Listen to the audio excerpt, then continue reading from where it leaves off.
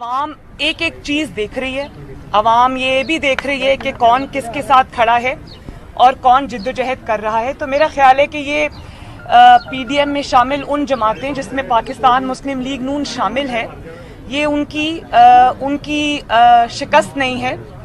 یہ میں سمجھتی ہوں کہ یہ ان لوگوں کی شکست ہے جنہوں نے اپنے اصولوں کی قربانی دی ایک چھوٹے سے مقصد کے لیے یا ایک چھوٹے سے عہدے کے لیے. آپ مجھے بتائیں کہ لیڈر آف دی اپوزیشن کیا عہدہ ہے بھائی؟ مسلم لیگ نون کو اگر یہ عہدہ مل جاتا تو مسلم لیگ نون کون سا کوئی حکومت بنا رہی تھی؟ ایک چھوٹا سا وقتی فائدہ ہے. اور مجھے افسوس اس بات کا ہے کہ آپ نے اس چھوٹے سے فائدے کے لیے، ایک چھوٹے سے عہدے کے لیے آپ نے باپ سے ووٹ لے لیے. اگر آپ کو یہ عہدہ چاہیے تھا اور اتنی بری طرح چاہیے تھا تو آپ محمد نواز شریف صاحب سے مانگ لیتے.